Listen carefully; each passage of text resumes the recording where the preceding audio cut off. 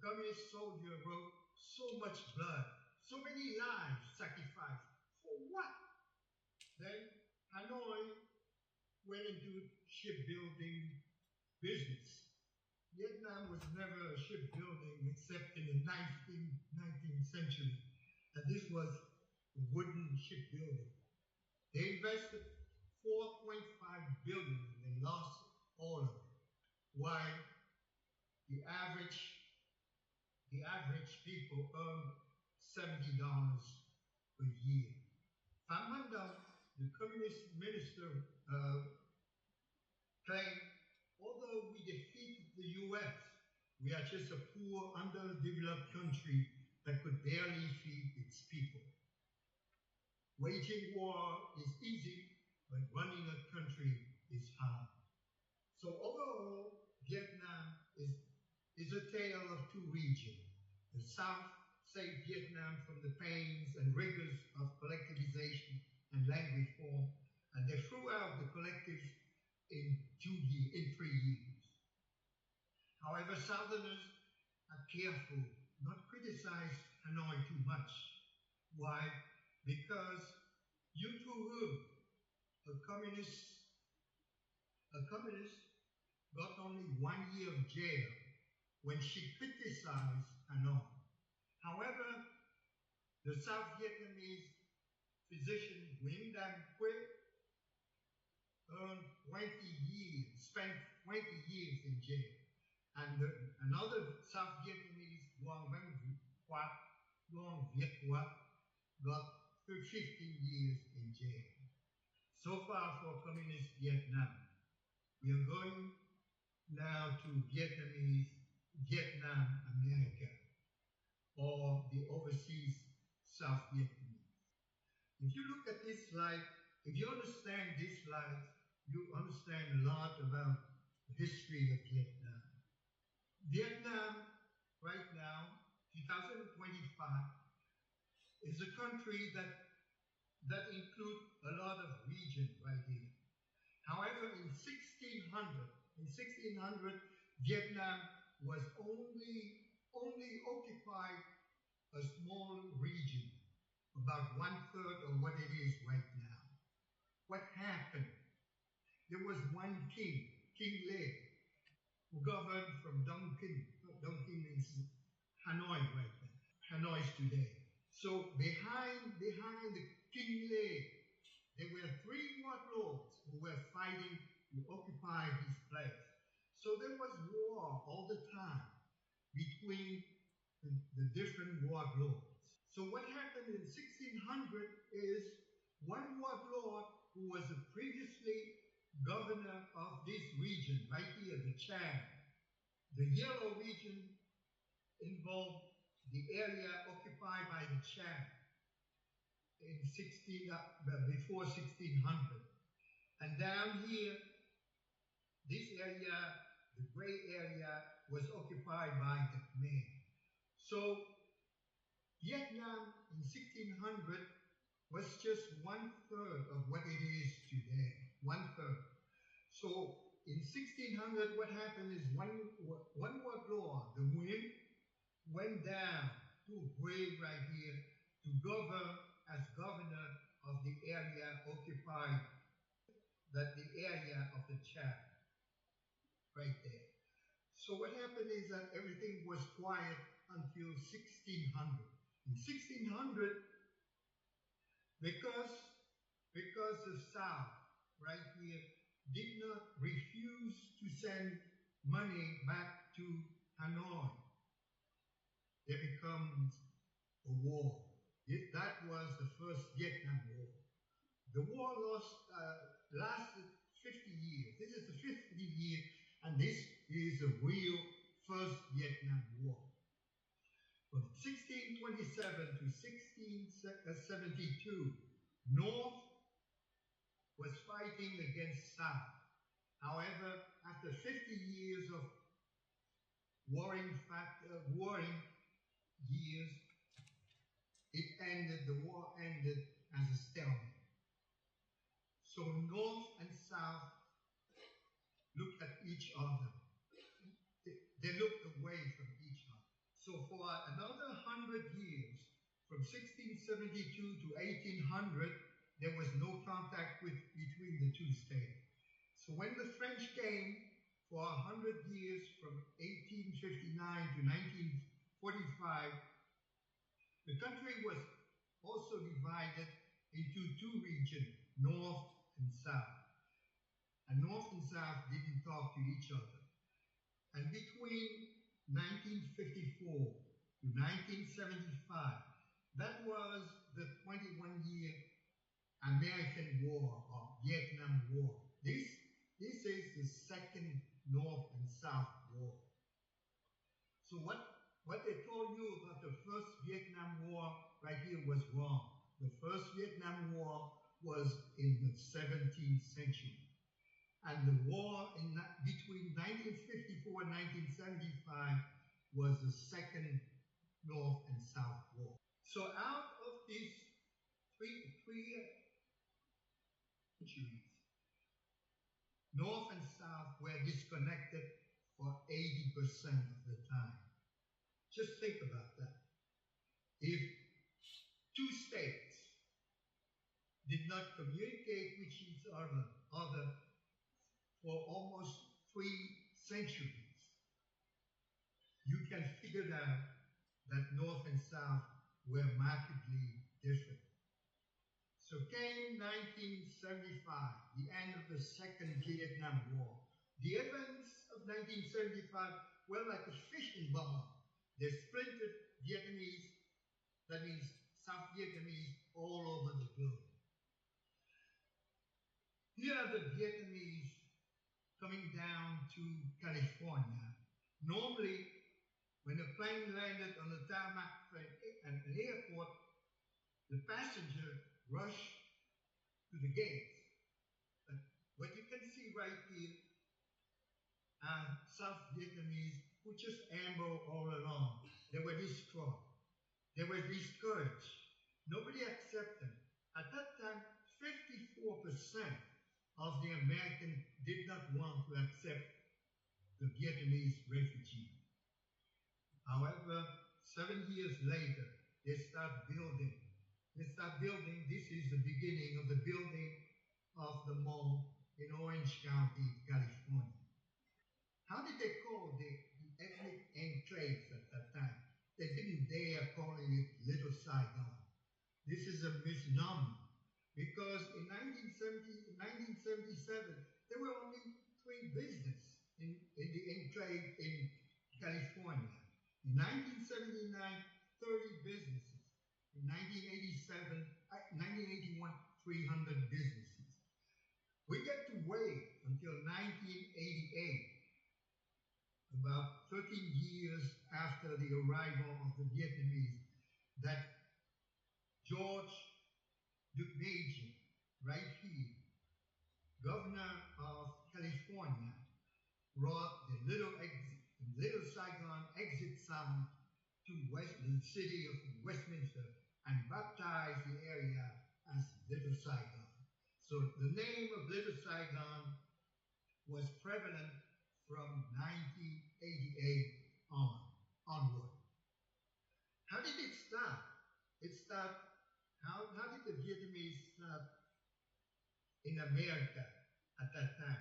They started with political violence because they were anti-communists. They set up a United Front for Liberation of Vietnam, and they attacked communist sympathizers in the U.S. However, following military setback in Vietnam, the front changed its name to Viet Cong and renounced violence. So this marked a new beginning in the United States for the South Vietnamese refugee. And then came the high-tech incident in January of 1999. The Vietnamese have built Little Saigon in Orange County, California, until 1999. And then Trung Trung, a store owner in the community, began hanging up Ho Chi Minh picture in his store. The Vietnamese community react with rage, and they reacted with 53 days of protest against that store owner. The community members sang freedom songs. They burned Ho Chi Minh effigies. They raised the yellow flag, the South Vietnamese flag. However, the police found video piracy in the owner's store.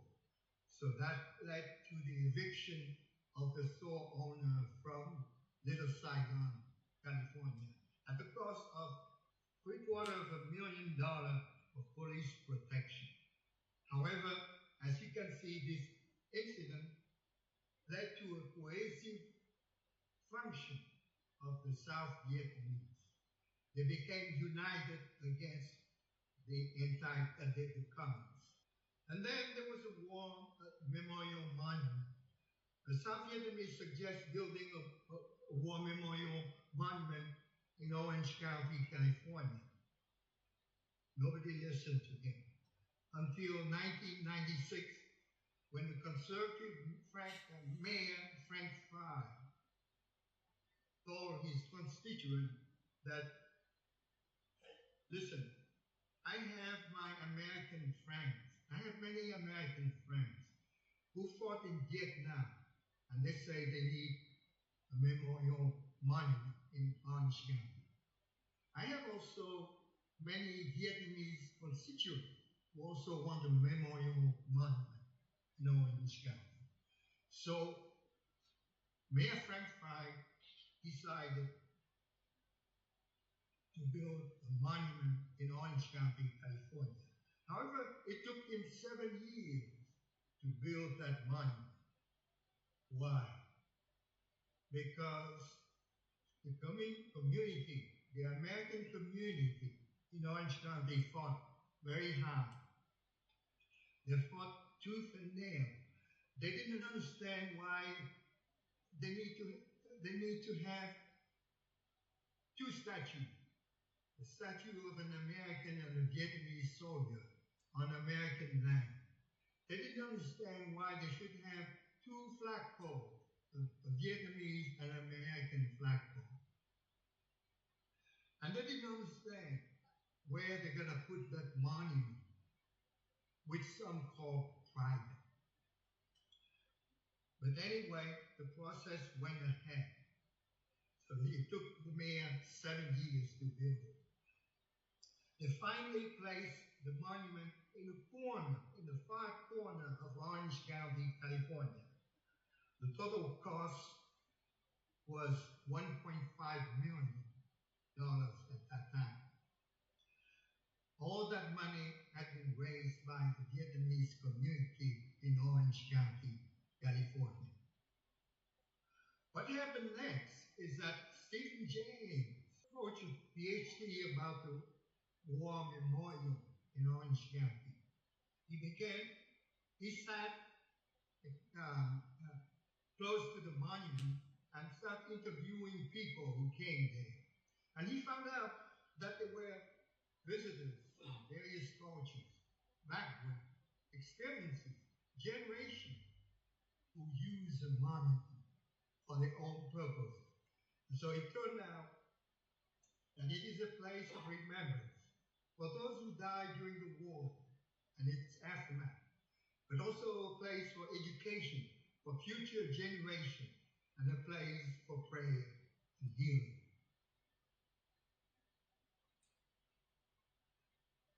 So during all that time, the classic anti-communism became the diasporic anti-communism, a watered-down version of anti-communism. Although they're still anti-communist, it is just a dialectical engagement with dominant history, from paying respect to one family's elders, and to educating the community and society at large about South Vietnam. And then they suggest about commemorating Black April. Today, tonight, is Black April Day. To commemorate those who fought the war and lost their lives defending South Vietnam at that time. And then it suggests about commemorating the yellow flag. The yellow flag is a yellow flag with a yellow background, flag with yellow background and 3 red stripes. This is a flag of the South Vietnamese government. They turned it into a freedom and heritage flag.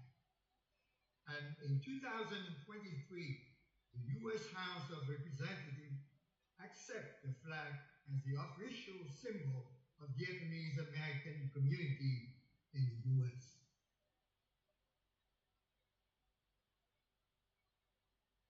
So what happened?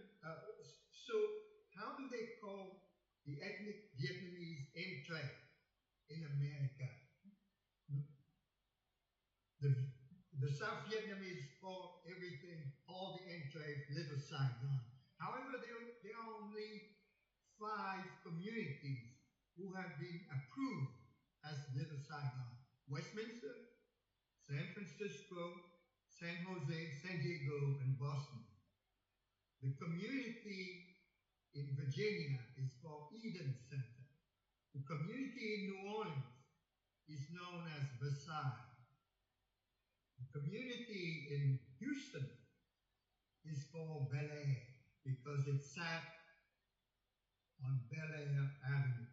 So there's a Midtown Bel Air and there's a Bel Air Alish.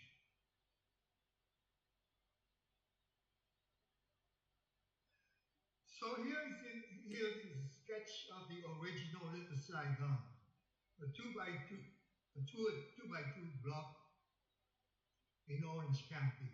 However, it has spread to surrounding areas, to Westminster County, to Garden Grove, to Santa Ana, and to Fountain Valley.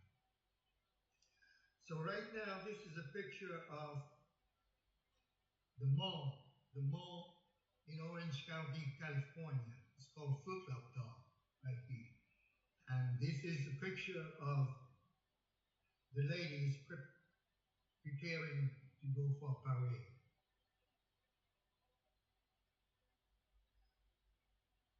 This is a brief profile of Little Saigon, California.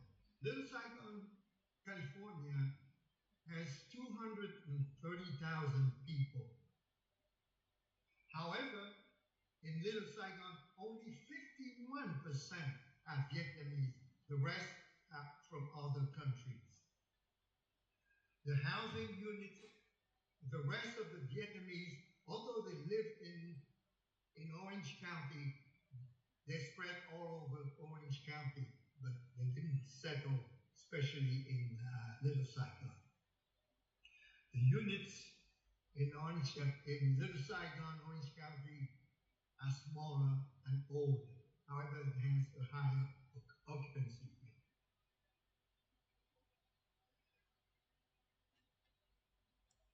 Little Saigon is still an imagined community. It's imagined because it's imagined by people who believe they belong to the same group, according to Benedict Anderson.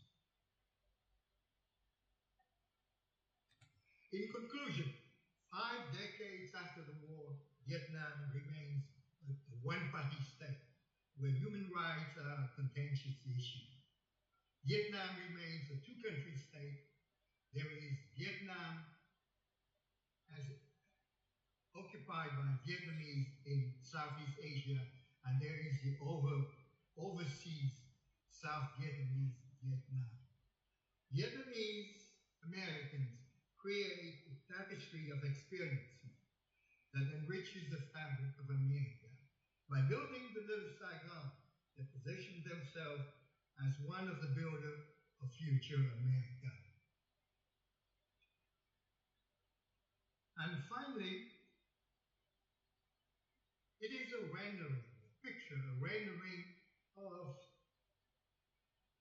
the beginning of Vietnam as it was originally. Here we go, you have King Lac Long Mun. who met Queen Oka. She's a fairy. So the two met and they had 100 children. However, over a certain period of time, Lachlan told his wife Oka, we didn't get along. We don't get along because you are from the mountain area. So, Oka, why don't you take half of the children and go to the mountain? And I will take half of the children and go to the seas. So from the beginning, there was a division in the community itself. So it's no wonder that Vietnam right now is a two-state country, one in Vietnam and one overseas. Thank you very much for your attention.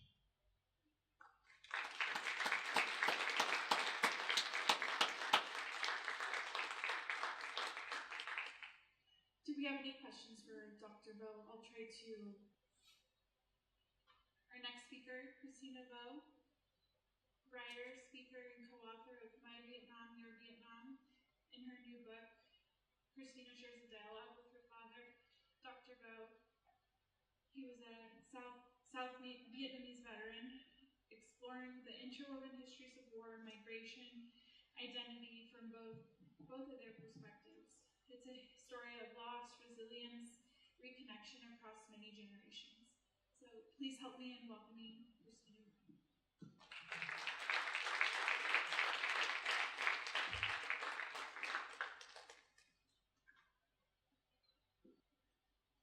Thank you, everyone, for being here tonight and to the New Mexico Military Museum. I'm actually going to read a little bit from this book, My Vietnam, Your Vietnam, which actually interweaves my father's story of leaving Vietnam and my reverse journey back to Vietnam in my 20s. And this is actually the part on April 30th. So actually he was stationed in Huit Island for 7 days, for 1 week before Saigon fell. And previously he was in the Mekong Delta, and it was actually rather fortuitous that he was sent to Huit because he was there were boats lined up and he was able to escape. So I just want to read this verse and then go into a little bit more of a discussion. There was only one thought on my mind: escape. I saw the other two physicians packing their belongings in a jeep. I'd had little contact with them since arriving on the island. I didn't know where they were going. I gathered my troop of 5 men, military nurses who had helped me during the last 7 days, and told them, "You have all heard the news that Saigon has surrendered. You are free men now. You can do whatever you want. Those of you who want to remain in Vietnam can stay here. Those who would like to escape from the communists can follow me." All 5 men had families in the Mekong Delta and decided to remain behind. I thanked them and said goodbye. Then I followed the 2 other physicians and their families to the port where I had arrived only 1 week earlier. I went straight to the dock and saw many PT boats with their engines running. One boat took off right as I reached the pier. I found another one that was ready to leave and got permission to board. The boat rapidly took off to the sea. There were 12 of us: the captain, his wife and daughter, 3 crew members, 2 other physicians and their families, and me. Back at the pier, I could see stranded families yelling and screaming, begging the captain to take them aboard. He didn't slow down. He simply pointed toward the remaining anchor boats offshore. I didn't know what the future had in store for me. I didn't know where the tiny boat I boarded was going. All I knew was that I wanted to get out of Vietnam, out of this unending war, and especially out of the reach of the communists. I had been attached to my country as long as it was free from communism. Now that the land I called home for almost 3 decades had been taken away from me, I had no more sacred land to fight for. For the first time in my life, I had no country to call my own. As that realization hit me, a strange, indescribable feeling came over me. An hour earlier, everyone on the boat had been connected to a land called South Vietnam. Then suddenly, there was no more South Vietnam. What we had called motherland or fatherland no longer existed. What we had cherished most was lost. We were all orphans. I never thought I could be without a country. The suddenness of the disconnection stunned me. In that moment, I understood what Pham Boi Cho, one of the country's greatest non-communist revolutionaries, meant when in 1908 he wrote that there was no greater loss than that of losing one's country. So now I'm going to come to the present moment and just acknowledge that this day and the recognition of this day is quite complicated. I don't know if, I'm sure some of you saw on social media today, New York Times had a few articles, but just that in Vietnam, this is a day of reunification, and there are huge celebrations and parades, and it represents something different than what we acknowledge here. And that there are just so many lives that were affected. The North and the South, families that were torn apart. And there's a lot of nuance in that meaning. And it doesn't just mean one thing, the same thing to even all Vietnamese Americans who are part of the diaspora. So I'm just going to bring this back to my family and my relationship with my father. There are two Vietnams in my family and two very different ways of loving it.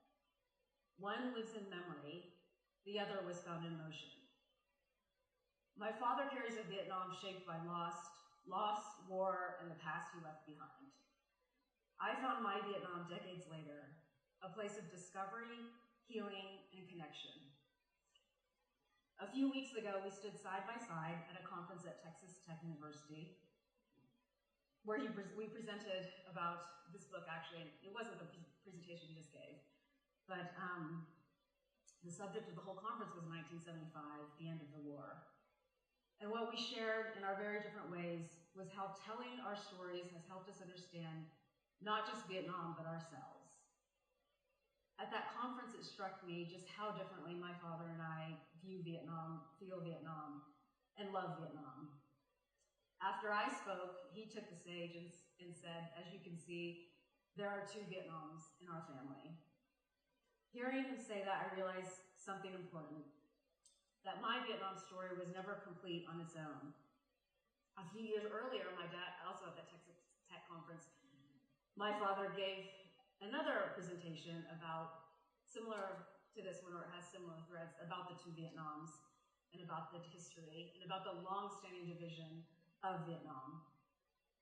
I experienced Vietnam for the first time in 2002, where I went to live and work there, first at the United Nations in Hanoi, which I knew but didn't acknowledge at that time that it was that decision for me to go to Hanoi and not to Saigon was actually quite painful for my father. In a similar way, in high school,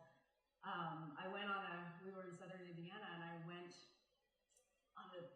went on a day excursion to Indianapolis, and we were at a little mall, I think, for lunch, and there was a kiosk of all these little flags, and I asked if I could buy the Vietnamese flag, and I bought the flag with the red flag with the yellow star, and I brought it back to my dad, thinking that I was giving him a gift, not realizing I didn't have the right Vietnamese flag, and he told me immediately that this is not the correct flag for Vietnam. And a few days later, I don't know how he found it, but he had the yellow flag with the red stripes, and he made a point to tell me that that was the correct Vietnamese flag, and the other one was discarded. But my Vietnam in my 20s it was the most eye-opening experiences of my life, one of the most formative experiences of my life, and I attribute a lot of who I am as an adult and a lot of my values of community and belonging and inclusion and understanding and compassion to what I learned in Vietnam in my 20s. and not to what I learned as an American prior to that time. So, yeah, I had always, growing up, felt a bit of a disconnect being in this country. We lived in small towns. First, I was born in Connecticut in 1979, and lived in Connecticut, Utah, Tennessee, Eastern Tennessee, Southern Illinois, and also Southern Indiana, where I went to junior high and high school, and then I went to college in North Carolina. All the places that we lived, I would say at that time, had a less than 1% Asian population. And in college, at UNC at that time, there was a 2% Asian American population. Now, I think they've told me it's closer to 20%, which is a huge difference from when I was at school there. But for me, there was always a void growing up that I didn't quite understand, because my parents didn't speak Vietnamese to me. They didn't teach me about Vietnamese culture. I would see pictures, or I found pictures, black and white photos in the basement, and I would look at them, not even realizing that the pictures, mostly of my mother, were of her in Cambodia, where she was born and raised, third generation Vietnamese in Cambodia. And as you may know, there was always animosity between the Khmer and the Vietnamese. So she fled Cambodia in the late 60s and went to Vietnam, where she met my father in medical school. And then I lost my mom when I was 14. So that was also a huge formative loss of both the ability to connect with a parent and to understand their history and hear it directly from her. So a lot of my going to Vietnam was about filling that hole of disconnect from place, from belonging, from community, and even from the our immediate family. My father was a wonderful, wonderful provider, but as you might see or understand, that when you arrive in this country, you have to. He had to get accustomed to an entirely different system, to get acquainted, be recertified to become a doctor. It was more about survival, building something and creating that solid foundation for his family, which he did, and which I am incredibly grateful for. But emotionally, there was always a distance and a silence that I could never quite bridge. And family, for me, had always held beauty, but it was never my whole world. I don't know if that was because we weren't particularly close-knit, but I always felt compelled to search elsewhere for meaning and connection. And Vietnam became that place. So I didn't know what I was missing until I found myself there, surrounded by people who looked like me, who were my height, who made me feel, maybe for the first time, that I belonged. And while I didn't feel Vietnamese, I didn't speak the language fluently or at all at the time, but there was a thread of connection and a recognition. The second time, when I was living in Hanoi and working for UNICEF, whenever I was sick, my colleagues would always message and ask if they could come over and bring me food or bring me anything that I needed. And even to this date, I would say that I've never had a colleague in this country offer that to me. So that is just a small thread of an example of what I learned about community in Vietnam and in northern Vietnam. It just showed me a way of being in the world that I longed for, but I hadn't found growing up, which was about reciprocity, interdependence, and support. Vietnam, for me, became a place of self-discovery. Each time I lived there, and each time was significant to me in a different way and memorable, and each time carried with it a whole set of characters, both Vietnamese Americans like myself who were yearning for discovery, also people from all over the world who came to Vietnam to work or find parts of themselves, to love and explore the country. And it took me a long time to sort of understand what what all of that meant to me. So when I reflect on 50 years since the end of the war, I realized that during my first days in Vietnam, I never thought about my father's experience of the war. And I didn't understand that while I saw Vietnam as a place of possibility and belonging, for him, Vietnam was a country lost to history, a place tied to grief and longing. At one of the most difficult moments in my life, in my late 20s, I had a great job in Geneva, but I just wasn't happy. And I didn't really know what to do with that unhappiness, which was more just about, I think, reckoning with a lot of inherited trauma, understanding myself as an adult and what I desired. And I didn't want to come back to this country. And I went back to Vietnam, where I still had my same phone with all the numbers of friends and contacts, both personal and professional, in the phone. I could easily text and rent a motorbike from the same place I'd rent from before, had somebody help me find a place. It felt like home. It felt like the place where I could go to rebuild myself. So it was there again that I found direction, where I was able to reframe my life, and actually where I made the decision to come back to the US, mainly to be closer to my father and sister, and where I went to San Francisco actually and stayed for a decade. But I always think about my Vietnam, and I always think that for all of us who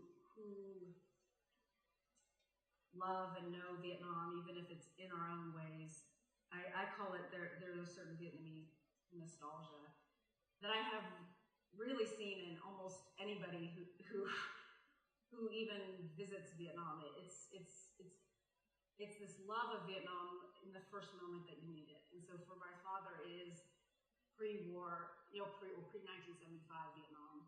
And for me, it was Vietnam and Hanoi specifically in the 2000s. And even my Vietnam no longer exists. The last time I went to visit was 2016, and I don't think the Vietnam I remember is there. I think it's developed so much since then.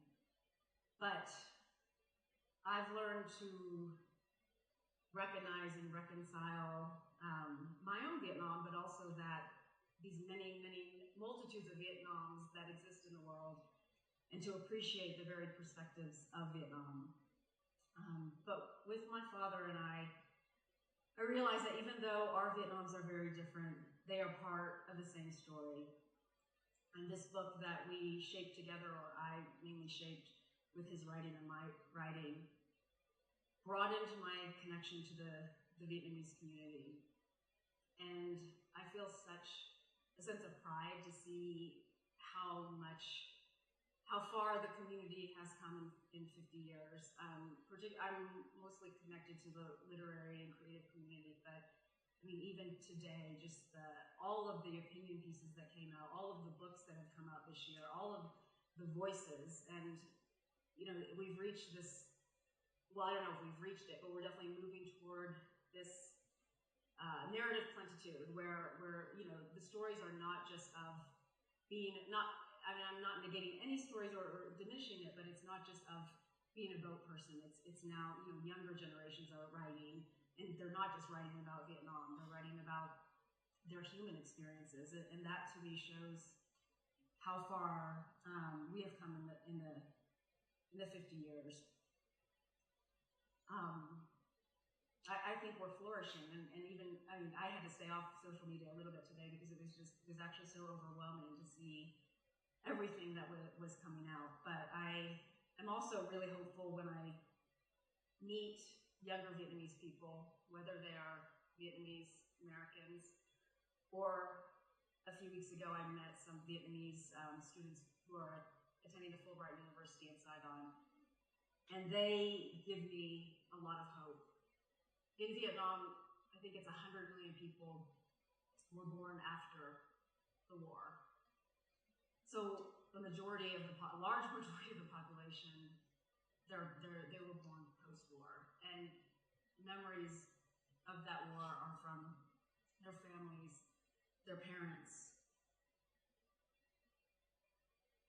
So I feel it's important to remember and reflect, but it's also beautiful to witness a generation growing up free from those direct wounds. In my own family, I see how the war left its mark, mostly in the quiet distances and the emotional gaps. And my father is not alone. Most older Vietnamese are reluctant to speak of the war, and that's understandable, as they want to protect their children and potentially themselves from reliving that pain. I don't know if some of you have heard this quote by Viet Thanh Nguyen that I love, is that we live war twice, once on the battlefield and again in our memory. For my father, I think he has lived the war over and over in his mind. His commitment to telling the story of the South Vietnamese perspective, the country he lost, is something I deeply respect, even though I approach Vietnam from a different emotional place. And that's perhaps the greatest lesson I've learned. There can be many Vietnams, there can be many kinds of love. My father and I share a love language that is Vietnam, even if it is spoken in different dialects of memory and hope. Through this book and through my own life, I hope to encourage others, especially the younger generations, to ask about their family histories, to understand the traumas and triumphs that shaped their parents and their grandparents and their ancestors. Because without understanding where we come from, there's a large part of ourselves we never fully know. And healing those inherited wounds is often how we discover how best we can contribute to the world. Today, I personally, and I can only speak for myself, speak from a place of reconciliation with my history, with my father, and with my personal understanding of Vietnam. And I carry hope for fewer wars and more peace, hope for different understanding across generations, hope for a future where our differences, like the two Vietnams that exist in my family, can coexist with love and mutual respect. Thank you.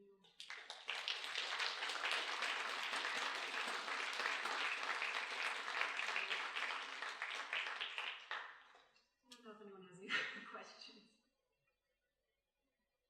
No? Thank you. Thank you very much.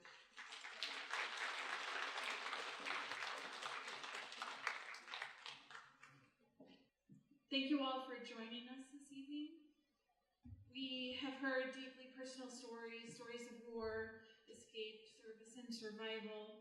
They remind us that history is a lived experience of those who carry its weight in memory, in voice, and in legacy. To our speakers, thank you for your honesty, courage, and your willingness to revisit difficult chapters so we may learn from them. To the veterans, refugees, families, and friends that are here tonight, your presence is living tribute to the strength and the human spirit and the importance of remembrance. So I'd like to thank each and every one of you again for being a part of this meaningful conversation this evening. Thank you.